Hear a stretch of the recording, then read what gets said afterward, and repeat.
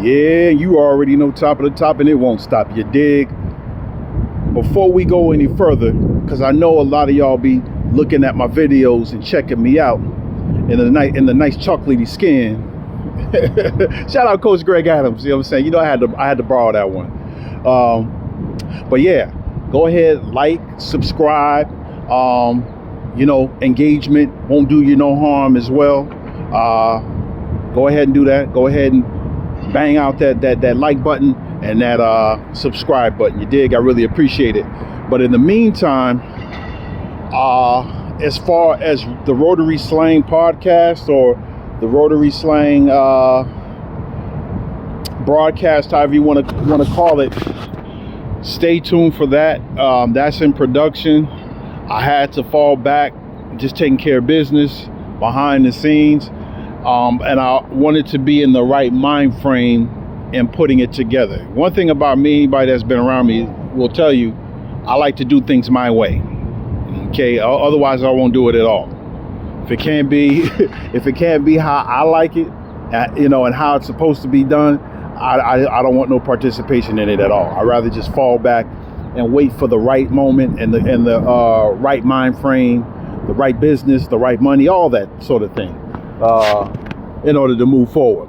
So stay tuned for that. One of the reasons why I'm pressed to do new episodes, because it's about that time.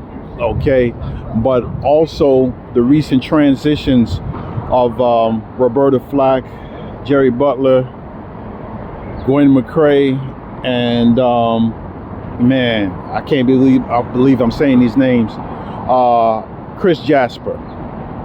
Okay, these were very important people in the artistic community, and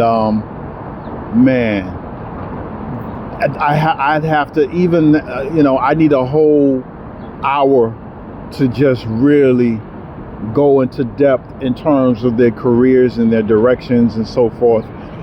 So stay tuned for that. That's going to be in production. But I wanted to talk about professionalism in terms of the language of business. Okay.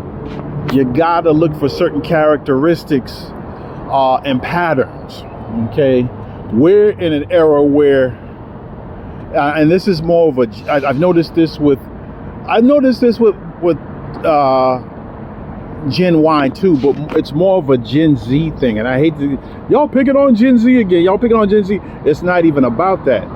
It's about formality. It's about a standard, and I think we've lost that along the way.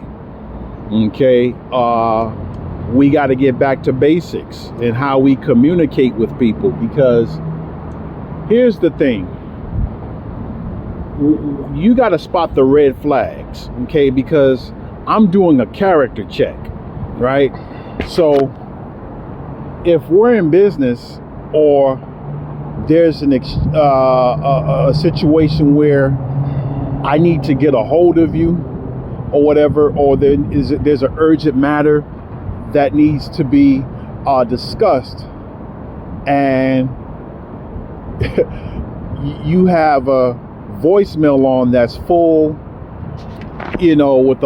with the return text message saying please text. Well, from a business standpoint, I can see why the texting thing would work, because at least you'll have it in writing. So I can respect that. However, if I reach out to you, or anyone reaches out to you, and you constantly, they ask you a specific question, and it takes you 2 years to answer that question, that tells me you're somewhat of a shady character, and you can't be trusted.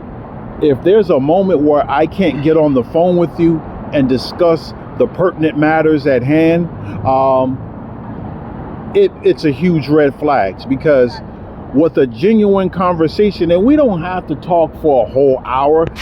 Anybody that knows me knows that I don't like to pick up the phone unless there's some money involved. Okay, y'all think I'm playing? I'm serious. Y'all don't be talking about nothing. So y'all cool, but y'all don't be talking about nothing. So, or I'm in the midst of doing something or whatever, or preoccupied. So I get that. That's the human experience. But if you have a pattern to where you delay in answering a question of importance and you're stalling, it gives me the whole inclination that you're I have an inclination that you're basically dodging responsibility and accountability, because most people would say, hey man, look, hey, give me a call about 5 minutes, I'm in the middle of another call. That's how we do it. That's how professional people do it. Okay, we don't sit and wait 10 years for a response. Okay, knowing me, I already done took care of what needed to be taken care of. In order to earn trust in business, life, relationships, all that, you gotta hold yourself to a high standard in terms of communication. And texting is not a reasonable form of communication in terms of pertinent matters in business. Now, if we had a general conversation and we're touching more on the foot points of what we already discussed, or specific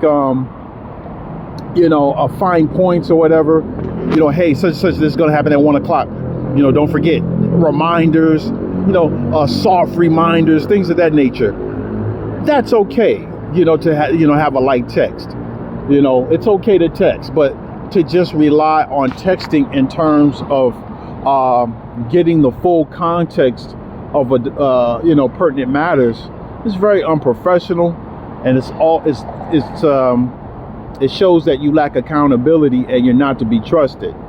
But at the same token, in the terms of business, it's good to have a text, a line of texting, because that's your paper trail. Okay, free game, because that's a written agreement. You say you were going to do A, B, and C. Okay, that's in writing. Whatever's said can't be held in a court of law. Okay, so there's a plus in that. However, if you're still a person that's constantly texting and you don't text back, I'm the type of person, you better text back in less than 2 minutes. I'm gonna give you 5 tops. If you don't text back in a minute to 5, or less, I know you're full of it.